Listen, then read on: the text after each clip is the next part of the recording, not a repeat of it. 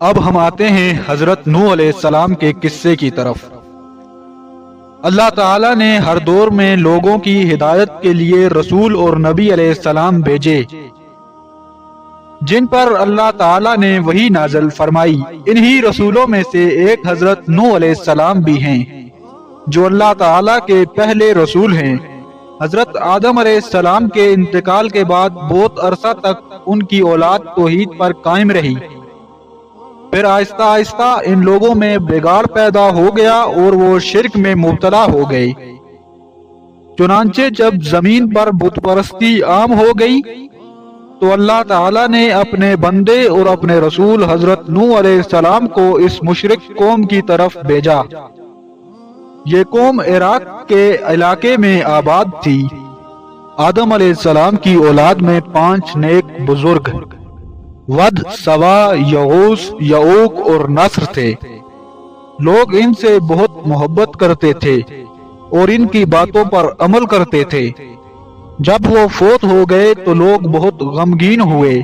شیطان نے لوگوں کے دلوں میں خیال ڈالا کہ جہاں وہ بزرگ بیٹھا کرتے تھے وہاں ان کے مجسمے یعنی بت بنا کر رکھ دو اور ان کے ناموں پر ان بتوں کے نام رکھ دو۔ اس سے اللہ کی عبادت میں تمہارے دل اسی طرح لگیں گے جس طرح ان کی موجودگی میں لگا کرتے تھے۔ لوگ شیطان کے اس دھوکے میں آ گئے اور انہوں نے ان 5 بزرگوں کے مجسمے بنا کر اپنی عبادت گاہوں میں اپنے سامنے رکھ لیے تاکہ یہ نیک لوگ ہمیشہ انہیں یاد رہیں۔ شروع میں تو لوگ بتوں کو دیکھ کر اللہ تعالی سے خود بھی نیک بننے کی دعا کرتے رہے اور اللہ ہی کی عبادت کرتے رہے، مگر بعد میں آنے والی نسلوں نے انہی بتوں کو پوجنا شروع کر دیا۔ یوں دنیا میں بت پرستی کا آغاز ہوا۔ چنانچہ اس مشرک قوم کی اصلاح کے لیے اللہ تعالیٰ نے حضرت نوح علیہ السلام کو رسول بنا کر بھیجا۔ شیطان نے ان لوگوں کے دلوں میں خیال ڈالا کہ تمہارے باپ دادا نے یہ بت ایسے ہی نہیں بنائے تھے، بلکہ اللہ تعالیٰ نے انہیں بھی کچھ قدرت اور اختیار دیا ہے، اس لیے تم ان بتوں سے دعائیں مانگا کرو اور ان کی پوجا کیا کرو، یہ تمہاری مشکلات دور کریں گے اور تمہارے مسائل حل کریں گے۔ اس طرح لوگ شیطان کے اس بہکاوے میں آ کر بتوں کی پوجا کرنے لگے اور اللہ تعالیٰ کے ساتھ شرک کرنے لگے۔ شرک کا مطلب ہے کسی ہستی یا کسی شے کو اللہ تعالیٰ کے برابر کر دینا۔ اللہ تعالیٰ نے شرک کو بہت بڑا ظلم قرار دیا ہے۔ نوح علیہ السلام نے 950 سال تک اپنی قوم کو ایک اللہ تعالیٰ کی عبادت کی دعوت دی۔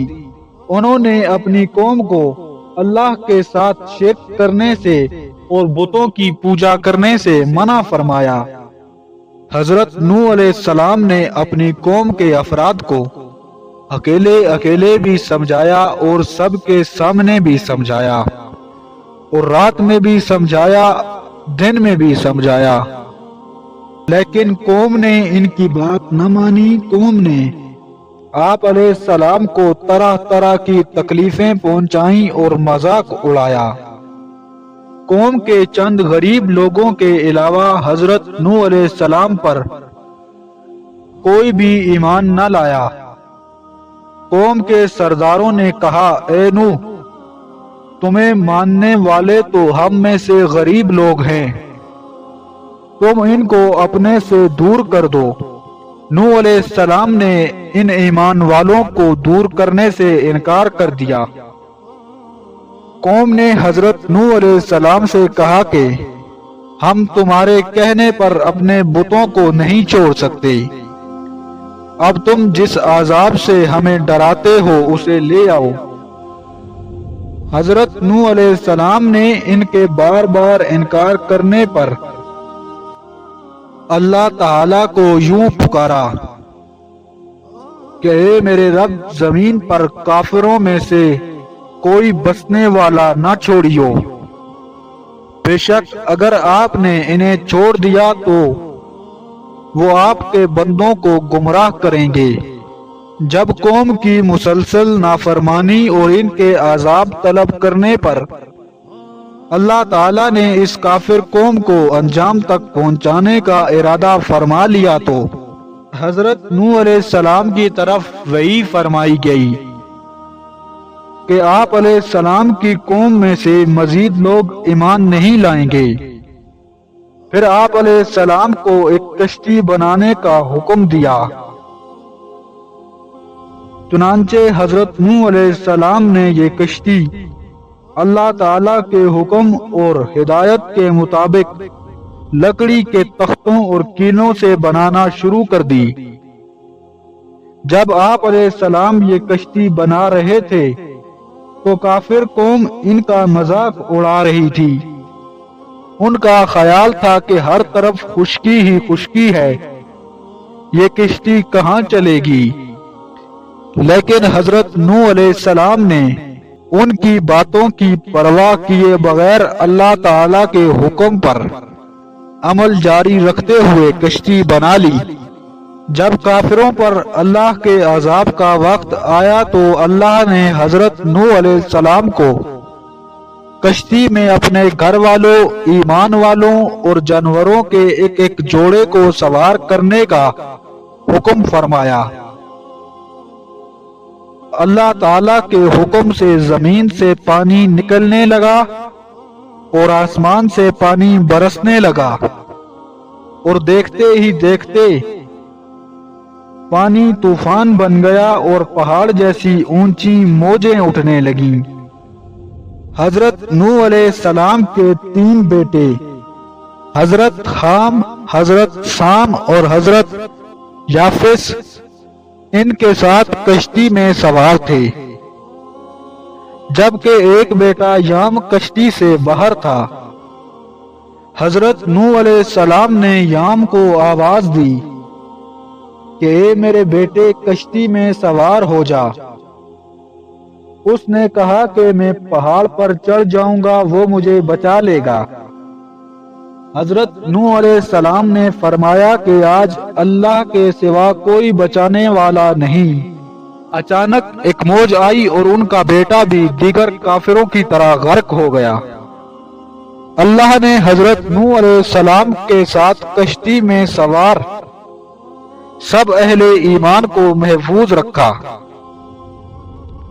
اللہ نے زمین کو اپنا پانی نگلنے کا حکم دیا اور آسمان کو پانی برسانے سے روکا۔ چنانچہ اللہ تعالیٰ کے حکم سے طوفان تھم گیا اور طوفان کا پانی خشک ہو گیا۔ حضرت نوح علیہ السلام کی کشتی ارارات کے پہاڑی سلسلے کے ایک پہاڑ جودی پر جا کر رک گئی۔ ارارات ترکی اور آرمینیا کی سرحد کے قریب ہے۔ یہ علاقہ آرمینیا کی سطح مرتفع سے شروع ہو کر جنوب میں کردستان تک ہے۔ یہ پہاڑ آج بھی جودی ہی کے نام سے مشہور ہے۔ کشتی میں بچ جانے والے لوگوں نے اللہ تعالی کا شکر ادا کیا اور اللہ تعالی کی فرما برداری میں زندگی گزارنے لگے۔ حضرت نوح علیہ السلام کے بعد ان کے ایمان لانے والے 3 بیٹوں یعنی حضرت خام، حضرت سام اور حضرت یافس سے انسانوں کی نسل چلی، اس لیے حضرت نوح علیہ السلام کو آدم ثانی بھی کہا جاتا ہے۔ اس قصے سے حاصل ہونے والا سبق: شرک ایک بڑا گناہ ہے جس سے ہمیں خود بھی ضرور بچنا چاہیے اور دوسروں کو بھی بچنے کی دعوت دینی چاہیے۔ اللہ تعالی اور رسول کی اطاعت کرنے والے ہی دنیا اور آخرت میں کامیاب ہوتے ہیں۔